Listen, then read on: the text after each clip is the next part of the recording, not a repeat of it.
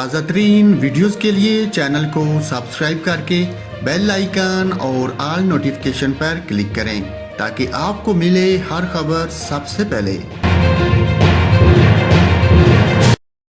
वज़ीर तालीम सेहन सैयद सरदार का कहना है कि 100% वैक्सीनेशन वाले स्कूल 30 अगस्त से खुल जाएंगे।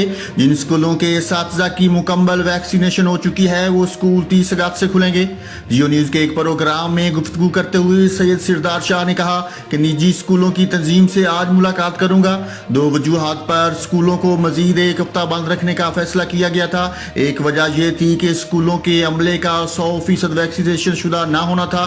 उन्होंने कहा कि प्राइवेट स्कूल ने जो रिपोर्ट भेजी थी इसके मुताबिक 70% स्कूल स्टाफ की वैक्सीनेशन हुई थी।